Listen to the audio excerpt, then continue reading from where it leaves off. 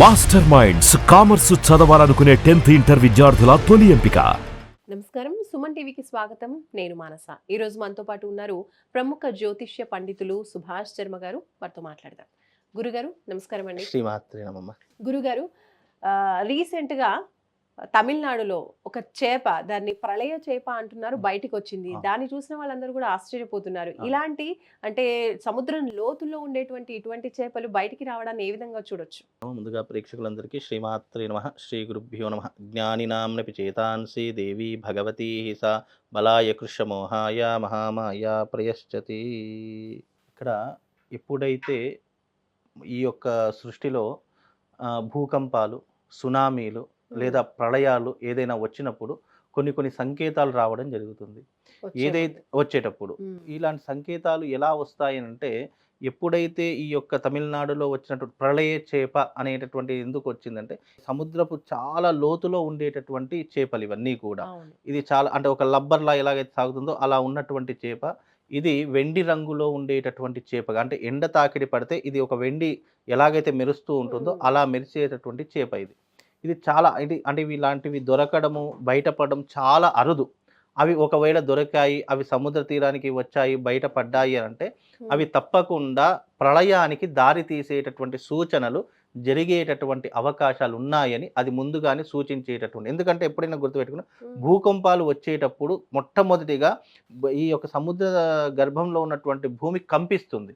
కంపించినప్పుడు అది ఏమవుతుంది అని అంటే గనక, ఈ చేపలన్నేటటువంటివి అవి భూమి లోతులు అడుగు భాగంలో ఏవైతే ఉన్నాయో అవన్నీ కూడా బయటకు రావడము, లేదా అవి సముద్ర తీర మట్టానికి రావడము, ఇలా వలలో ఇరుక్కోవడం, ఇలాంటివి చాలా మట్టుకు జరుగుతుంది. ఎప్పుడైతే అది భూమికి తాకిడి అంటే భూమి పైన రావడం జరిగిందో అప్పుడు తప్పకుండా ఏదో ఒక భూకంపము, సునామీ లేదా ప్రళయము ఇలాంటివి వచ్చేటటువంటి సూచనలు ఉన్నాయని సంకేతంగా ఇవి భావిస్తూ ఉంటారు. ఇవి ఎక్కువగా ఈ మధ్యకాలంలో మీరు గతంలో చూసుకున్నది 2011లో జపాన్లో ఇలాంటి చేప ఒకటి రావడం జరిగింది. అది వచ్చిన తర్వాత కొన్ని రోజుల తర్వాత ఇలాంటి భూకంపము, సునామీ లాంటి ఒక ప్రళయం రావడం జరిగింది. అంటే అప్పుడు చాలా మంది ఏం విశ్వసించారంటే, అంటే ఇలాంటి అరుదైనటువంటి ఈ మత్స్యం ఏదైతే ఉంటుందో ఇది భూమి మీదకి రావడం వల్ల ఏదో ఒక ప్రళయం రాబోతుంది అని సూచికగా ఇలాంటి ఒక నియమం అనేటటువంటిది ఏర్పడింది. ఇప్పుడు కూడా తమిళనాడులో దొరికినటువంటి ఈ చేప మళ్ళీ భూమి మీదకి రావడం వల్ల తప్పకుండా దీని వల్ల విపత్తులు జరుగుతాయి అని శాస్త్రం చెప్తుందమ్మా. గతంలో కూడా మనం కొన్ని అనుకున్నాము. ఎప్పుడైతే షష్టగ్రహ కూటం వచ్చిందో ప్రళయాలు జరుగుతాయి అని చెప్పేసి అనుకున్నాము. అలాగే భూమి మీద విపత్తులు జరుగుతాయి, సునామీ లాంటివి వస్తాయని చెప్పి గతంలో కూడా మనం చెప్పుకోవడం జరిగింది. అలాంటి ఒక సూచనే మళ్ళీ బయటపడింది. దీని గురించి వంగ గారు కూడా 6 నెలల క్రిందటే తన యొక్క బుక్ లో కూడా రాసుకోవడం జరిగింది. వంగబాబా గారు తన యొక్క గ్రంథంలో రాసుకోవడం జరిగింది. అలాంటి సూచనే మళ్ళీ ఇప్పుడు జరగడం జరిగింది అంటే తప్పకుండా ఇది ప్రళయానికి దారి తీసేటటువంటి సంకేతంగా భావించుకోవచ్చు. ఎన్నో రకాలైనటువంటి ఈ అరుదైనటువంటి చేపలు భూమి మీదకి రావడం కూడా చాలా కష్టం. ఇప్పుడు ప్రళయ చేప ఏ రకంగానైతే ఉంటుందో అలాగే కూర్మం కూడా ఉంటుంది. ప్రళయ కూర్మము అని అంటాము. ఇది మామూలుగా ప్రళయము వేరే, మహాప్రళయం వేరే. ఇప్పుడు ఈ వచ్చేటటువంటి ఈ చేప ఏదైతే దొరికిందో ఈ యొక్క చేప దొరకడము మహాప్రళయానికి దారి తీస్తుంది. అలాగే ఇంకొక కూర్మము కూడా ఉంటుంది, అంటే ఈ యొక్క తాబేల్ లాంటి కూర్మము, అది కూడా మహాకూర్మము అని చెప్పేసి ఉంటుంది, మహాప్రళయ కూర్మం అని చెప్పేసి ఉంటుంది. అది సముద్రములో అది అసలు ఎవరి కంటికి కనిపించినటువంటి కూర్మము, దాని వయస్సు కూడా ఎవరు కూడా గుర్తించలేనటువంటి కూర్మము. ఎప్పుడు మనకు కృతయుగంలో క్షీరసాగర మదనం జరిగేటప్పుడు స్వామివారు కూర్మ అవతారాన్ని దాల్చారని చెప్తూ ఉంటారు కదా. ఇలాంటి మత్స్య పురాణంలో కూడా కొన్ని సంఘటనలు మనకు చదివితే గనక అర్థమవుతుంది. అంటే మహాప్రళయ కూర్మం కూడా ఒకటి సముద్రంలో దాగి ఉంది. అది వచ్చినప్పుడు ఈ భూమి అంతరించిపోయి కొత్త యుగానికి దారి తీస్తుంది అనేటటువంటి సూచనలు కూడా మనకు పురాణ గ్రంథాలలో ఇప్పటికీ కూడా లిఖితపూర్వకంగా రాసినటువంటి సంకేతాలు చాలా ఉన్నాయి. సంకేతాలు అంటే అర్థం ఏంటి? ఏదైనా అరుదైనటువంటి ఒక వస్తువు కానీ, అరుదైనటువంటి ఇలాంటి చేపలు కానివ్వండి బయటకు రావడం వల్ల తప్పకుండా మనకు ఒక ప్రళయానికి దారి తీస్తుంది అని సంకేతంగా ఇవి భావన చేసుకుంటారమ్మా. అంటే ఇవి బయటపడితే ప్రళయానికి దారి తీస్తుందని సంకేతం అని మీరు తెలియజేస్తున్నారు.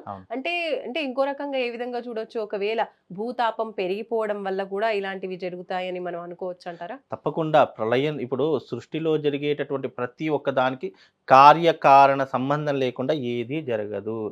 గ్రహాల యొక్క గమనం ఏ రకంగానైతే మనకు సంకేతాలు అనేటటువంటి పంపించడం జరుగుతుందో అది భూమి మీద ప్రళయ తాండవం చేసి ఇలాంటి సంకేతాలు మనకు కనిపించేలా చేస్తుంది. అలా సంకేతాలు కనిపించినప్పుడు ఏమవుతుంది, దీనివల్ల మనకు ఇప్పుడు కొన్ని కొన్ని ఎలా ఉంటాయంటే జరగబోయేటటువంటి మన సిక్స్త్ సెన్స్ ఏదో ఒక రూపకంగా హింట్ ఇస్తూ ఉంటుంది. అవును. అది పశుపక్షాదుల రూపంలో కావచ్చు, ఇంకా మనుషుల రూపంలో ఏదైనా ఒక రూపంలో మనకి హింట్ వస్తూ ఉంటుంది. అంటే అప్పటికి మనకు చెప్తుంది ఏదో చెడు సంఘటన జరిగేది ఉంది జరుగుతుంది ఉంది అని. అని. అలాగే దీంట్లో కూడా ఏమవుతుంది అంటే ఈ ప్రళయ చేప అనేటటువంటి బయట పడడం వల్ల తప్పకుండా దీని యొక్క పరిణామం తీవ్రంగా ఎదుర్కొనేటటువంటి సమస్యలు కూడా భవిష్యత్తులో జరిగేటటువంటి అవకాశాలు ఉంటాయి. ఇంకా రాబోయే 3 నెలల్లో తప్పకుండా మన యొక్క ఈ యొక్క భారతదేశానికి ఒక ముప్పు అనేటటువంటి తప్పకుండా జరిగేటటువంటి దాఖలాలు కనిపిస్తున్నాయి. ఆల్రెడీ మనం గతంలో భారత్ పాక్ మధ్య యుద్ధం జరిగింది. అవును. తర్వాత ఉక్రెయిన్ వచ్చింది. తర్వాత రష్యా, జపాన్ ఇలాంటి ఒకటి ఎలాగైతే ప్రారంభం అవుతున్నాయో మళ్ళీ ప్రళయం కూడా అలాగే ప్రారంభమయ్యేటటువంటి సూచనలు కనిపిస్తున్నాయి. మన గతంలో 2012లో యుగాంతం అనేటటువంటి ఒక సినిమా వచ్చింది. అవును. అప్పుడే యుగాంతం అప్పుడే జరుగుతుంది అని యుగాంతం అనుకున్నారు. జరిగిపోతుంది, అయిపోతుంది అని చాలా మంది భయపడిపోయారు. అవును. అంటే దీని యొక్క సంకేతాలు ఎలా ఉంటాయి అని అంటే గనక ఏదైనా మనకు ఇలాంటివి బయటపడినప్పుడు తప్పకుండా జరిగేటటువంటి సూచనలు కనిపిస్తాయి.